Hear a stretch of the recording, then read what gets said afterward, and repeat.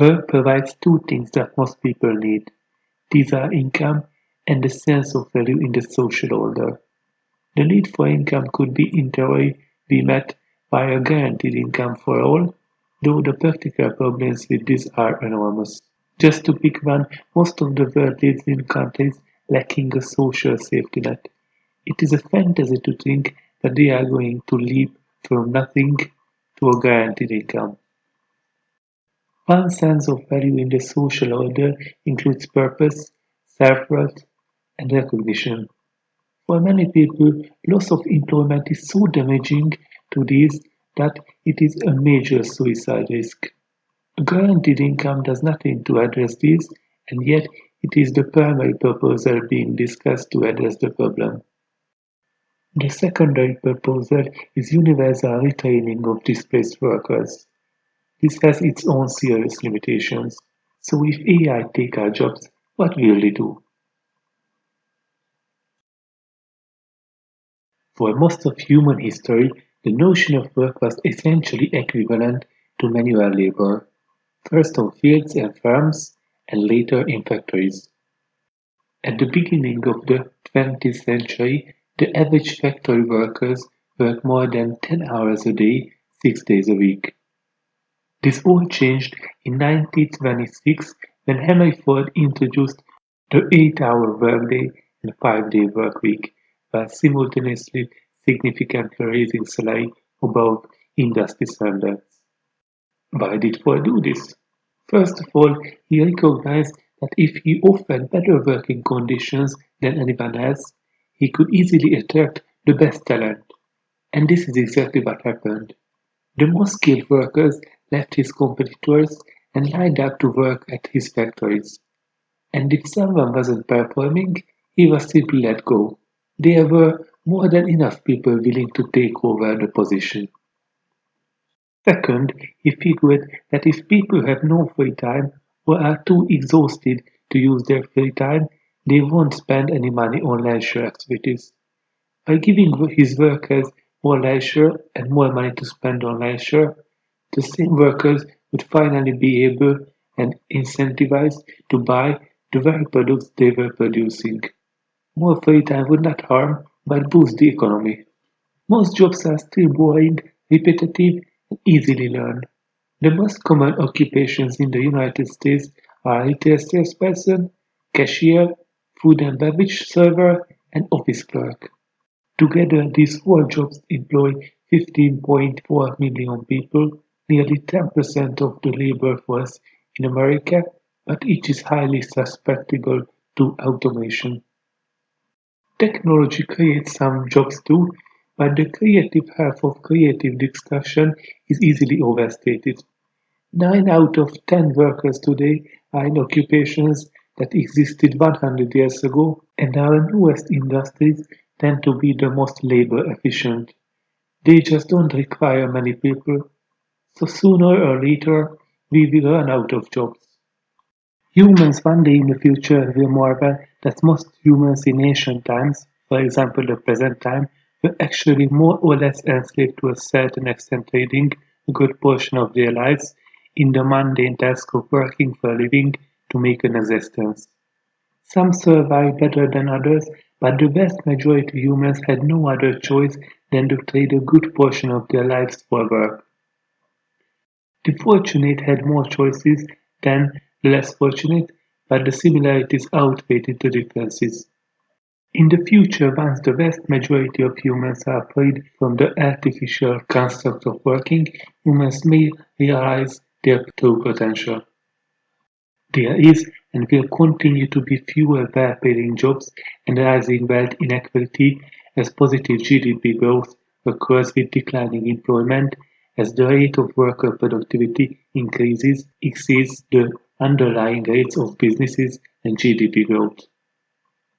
The existing economic framework of potentially rising worker productivity creates rising wealth inequality as ever cheaper, ever more capable intelligent automated machines continue to inevitably replace the majority of low and medium skilled workers. The majority of remaining jobs are lower paying service jobs which may keep unemployment temporarily low, but only increases the issue of rising wealth inequality and underemployment. Universal basic income will allow consumers to purchase ever cheaper goods and services, as most humans will be either unemployed or working in jobs with ever decreasing wages. Again, raising the minimum wage is a spectacularly bad idea, as it only accelerates the rate at which ever cheaper automated intelligent machines permanently replace human workers, as investment capital is focused on replacing the ever more expensive human workers. We need to transition to a society where work is optional, as most people likely do not work to sustain themselves and instead rely on universal basic income. Europe is waking up to this new reality, and the rest of the world needs to do the same. Universal basic income is unconditional in that it is received by all citizens at the same amount regardless of income, wealth, or assets. It does not depend on employment, lack thereof, or age. The level amount of universal basic income will likely be phased in over many decades, increasing as time passes. The initial level will be minimal at best.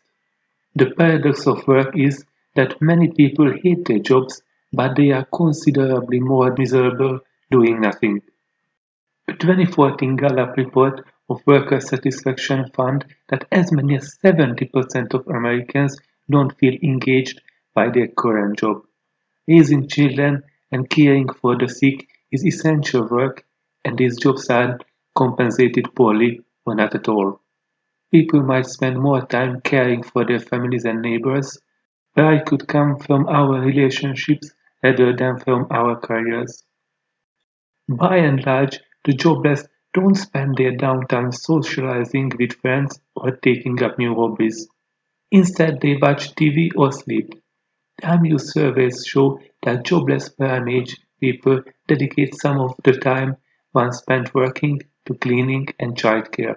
But many in particular devote most of their free time to leisure, the lion's share of which is spent watching television, browsing the internet, and sleeping.